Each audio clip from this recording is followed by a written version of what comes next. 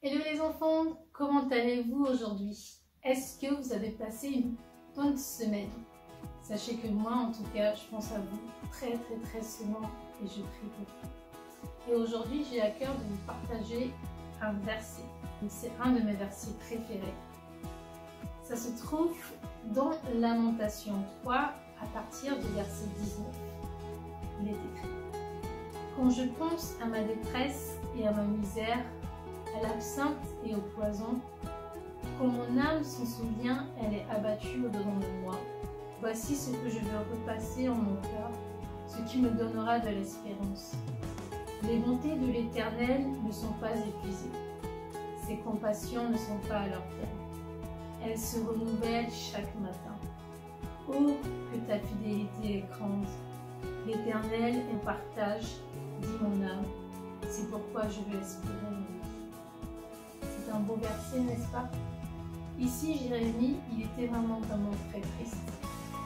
Et il s'est dit, ben voilà les paroles dont je veux me souvenir. Les bontés de l'Éternel ne s'épuisent pas. Et chaque matin, elles se renouvellent. Le Seigneur, il n'est jamais fatigué de nous aider.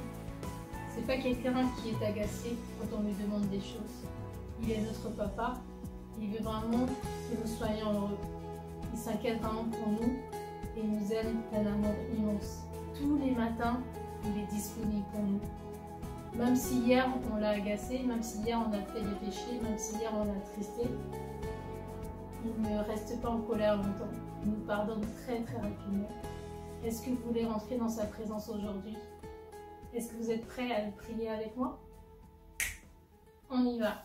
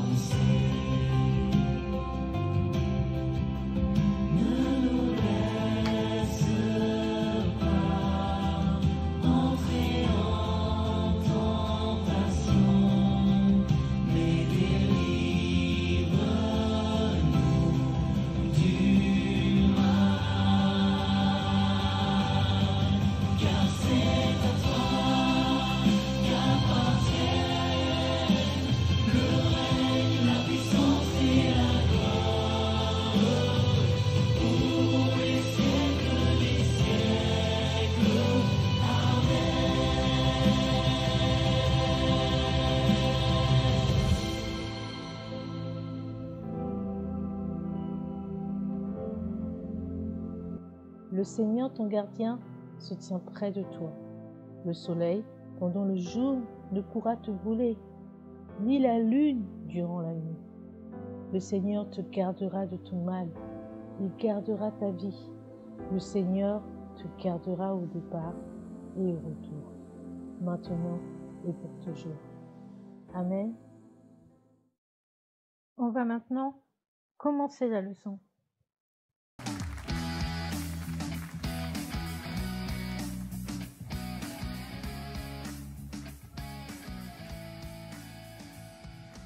Aujourd'hui, c'est Déborah qui va nous faire la leçon. Restons attentifs, restons concentrés et on y va.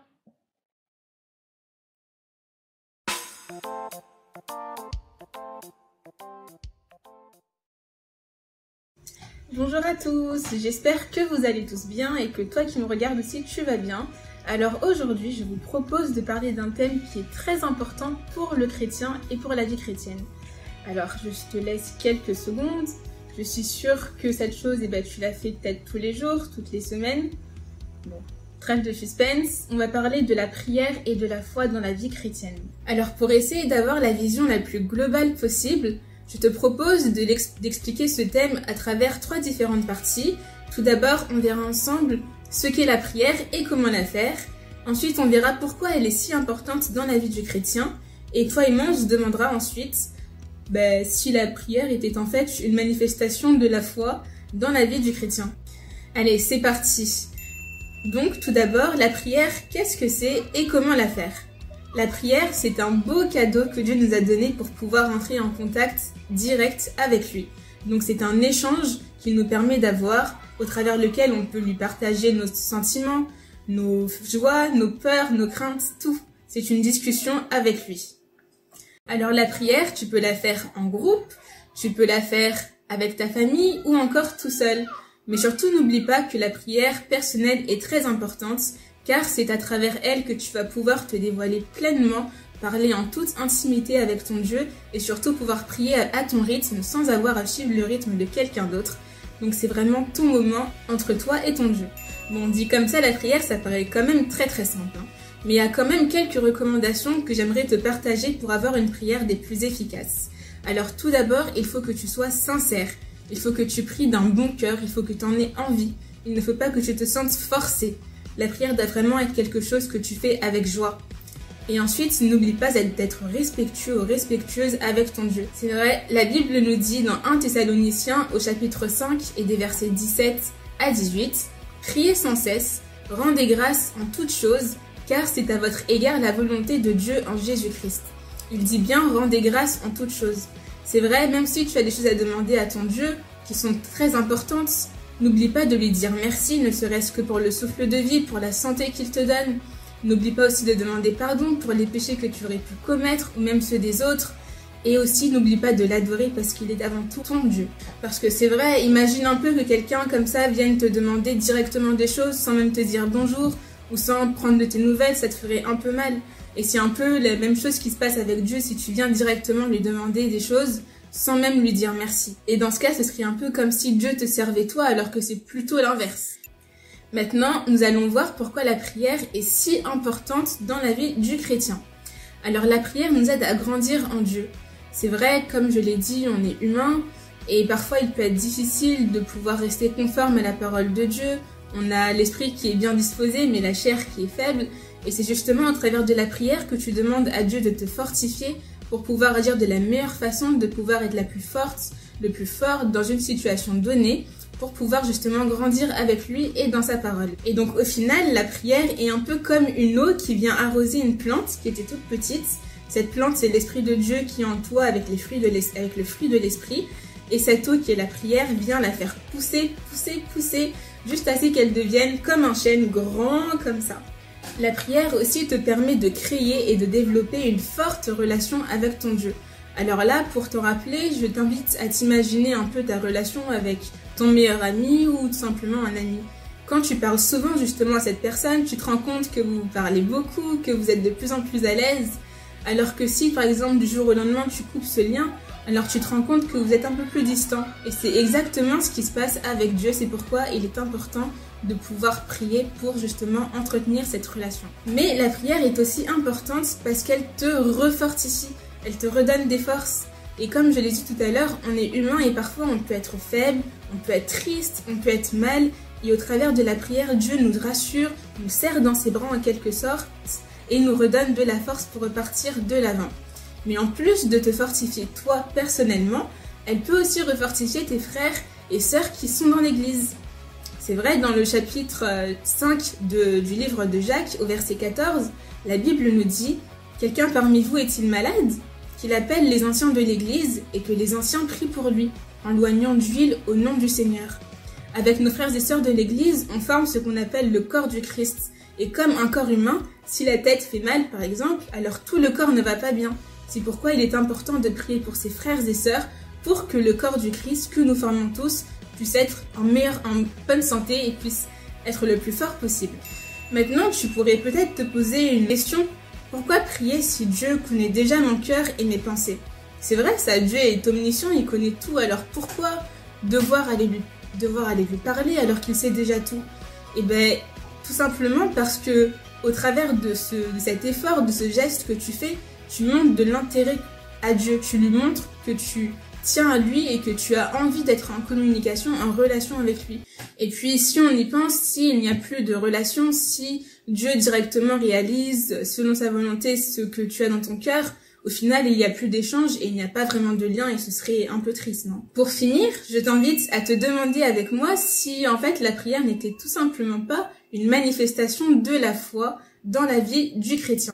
La foi, c'est vrai, c'est cette forte espérance, c'est ce pilier sur lequel on bâtit notre vie chrétienne. C'est vrai, quand on prie pour des choses qu'on ne voit pas forcément, des choses qu'on espère. Quand on prie par exemple pour quelqu'un qui est malade, on n'a pas vu encore la guérison, mais on prie pour cette guérison avec ferveur. Et c'est justement ça qui montre, en fait qu'on a la foi, puisqu'on ne l'a pas encore vu, mais on prie de façon intense, comme si la chose s'était déjà réalisée. Et c'est exactement ce que la Bible nous dit dans le livre d'Hébreux au chapitre 11 et au verset 1. Il est dit « Or la foi est une ferme assurance des choses qu'on espère, une démonstration de celles qu'on ne voit pas. » Et puis si on y pense bien, quand on va prier à Dieu, on va prier à quelqu'un qu'on ne voit pas, mais si on y va quand même, c'est que au fond, on pense qu'il existe. Et donc c'est un peu une manifestation de notre foi. Et c'est exactement, encore une fois, ce que le livre d'Hébreux, au chapitre 11, mais au verset 6, nous dit. Donc, il est écrit « Or, sans la foi, il est impossible de lui être agréable, car il faut que celui qui s'approche de Dieu croie que Dieu existe, et qu'il est le rémunérateur de ceux qui le cherchent. » Donc, au final, on se rend compte que la foi alimente la prière, qui alimente la foi à son tour, et donc on a un peu une sorte de cercle.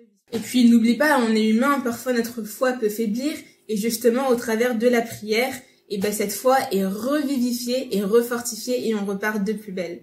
Pour te permettre d'avoir un exemple biblique de l'efficacité et de la puissance de la prière et de la foi, je te propose de regarder une vidéo traitant de la résurrection de Lazare. Marthe, Marie et leur frère Lazare sont des amis de Jésus. Ils habitent à Béthanie. Lazare est tombé malade. Les deux sœurs envoient quelqu'un dire à Jésus « Seigneur, celui que tu aimes est malade. » La maladie de Lazare ne le fera pas mourir. Elle doit servir à montrer la puissance de Dieu et la gloire de son Fils. Jésus aime Marthe, Marie et Lazare. Pourtant, quand il apprend que Lazare est malade, il attend 2 jours avant de dire à ses disciples « Retournons en Judée, à Béthanie. » Quand Jésus arrive, Lazare est au tombeau depuis 4 jours déjà. Béthanie est à 1 demi-heure de marche de Jérusalem, et beaucoup de Juifs sont venus pour consoler Marthe et Marie de la mort de leur frère. Marthe vient à Jésus. « Seigneur, si tu avais été ici, mon frère ne serait pas mort. Mais je sais que maintenant encore, Dieu t'accordera tout ce que tu lui demanderas. Moi, je suis la résurrection et la vie. Celui qui croit en moi, même s'il meurt, vivra. Crois-tu cela, Marthe? » Oui, je le crois. Tu es le Christ, le Fils de Dieu. Puis elle part appeler sa sœur Marie. Le Maître est là, il t'appelle. Marie se lève rapidement et part rejoindre Jésus. « Seigneur, si tu avais été ici, mon frère ne serait pas mort. » Quand il voit que tous pleurent, Jésus est bouleversé d'une émotion profonde, et il pleure aussi. Ils se rendent alors au tombeau. Enlevez la pierre. Puis il lève les yeux au ciel. Père, je te remercie parce que tu m'as exaucé. Je sais que tu m'écoutes toujours, et je voudrais que tous ces gens me reconnaissent comme ton fils. Lazare, viens dehors.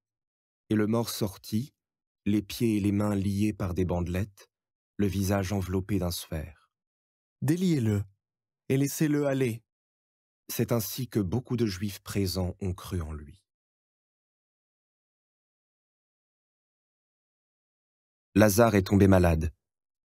Les deux sœurs envoient quelqu'un dire à Jésus « Seigneur, celui que tu aimes est malade. » Et Marie et Marthe ont eu un réflexe soudain, celui d'aller vers Jésus, pour qu'il puisse tout simplement résoudre leurs problèmes. Et c'est exactement ce que nous aussi, chrétiens, de notre vie de tous les jours, nous devons faire. Dès qu'on a des soucis, dès qu'on a des tracas, quelque chose qui nous fait mal, on doit aller vers Dieu directement, parce que c'est lui seul qui aura les solutions. La maladie de Lazare ne le fera pas mourir. Elle doit servir à montrer la puissance de Dieu et la gloire de son Fils. Jésus, il ne paraît pas paniquer. Et en fait, il explique qu'il sait déjà ce qui arrive à Lazare. Et c'est vrai, notre Dieu est omniscient, il sait tout. Il dit clairement que c'est pour montrer la gloire de son Fils et du Père.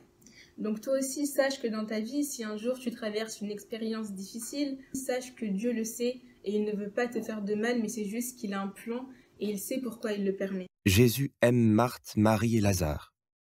Pourtant, quand il apprend que Lazare est malade, il attend 2 jours avant de dire à ses disciples « Retournons en Judée, à Béthanie. » Dieu aimait beaucoup Marthe, Marie et Lazare, mais on voit qu'il a mis quand même beaucoup de temps à arriver pour venir le soigner. Et au final, on voit même que Lazare était mort. Mais dans chaque situation, Dieu sait quand il faut agir et il agit en son temps, et son temps est toujours le meilleur.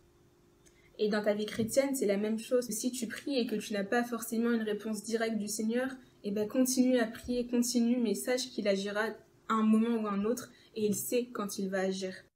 Marthe vient à Jésus. « Seigneur, si tu avais été ici, mon frère ne serait pas mort. Mais je sais que maintenant encore, Dieu t'accordera tout ce que tu lui demanderas. » Et l'humilité et l'amour de Marthe et Marie pour Jésus, qu'il a mis peut-être du temps à répondre à leurs prières, en tout cas à leurs demandes, mais on voit qu'elles l'ont accueilli à bras ouverts et elles ne l'ont absolument pas blâmé, elles n'ont pas boudé, et c'est ce que beaucoup peut-être d'entre nous auraient fait, peut-être que certains se seraient mis en colère contre notre Dieu, mais elles ne l'ont pas fait et c'est exactement ce que nous, on doit aussi chercher à faire. Quand il voit que tous pleurent, Jésus est bouleversé d'une émotion profonde. Et il pleure aussi. Quand Jésus voit Lazare, on voit qu'il commence à pleurer. Et cela nous montre que Jésus, en tant que Dieu fait homme, connaît nos sensations, connaît nos ressentis. Et quand on est triste, il est triste avec nous. Quand on est heureux, il est heureux avec nous.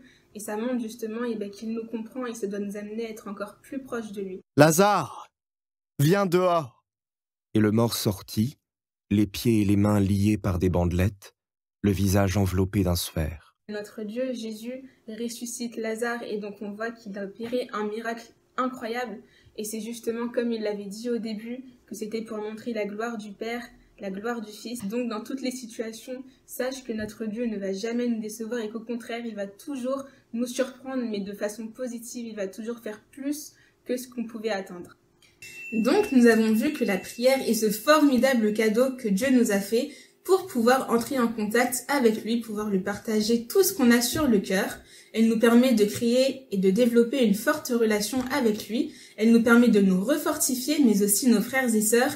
Et surtout, elle refortifie notre foi pour qu'on puisse repartir avec force, rediffuser et partager la parole de Dieu. Merci beaucoup pour ton écoute. J'espère que tu auras réussi à apprendre de nouvelles choses sur la prière. Maintenant, je t'invite à jouer. C'est à ton tour. Pour voir ce que tu as retenu de ce cours. Merci beaucoup, ciao!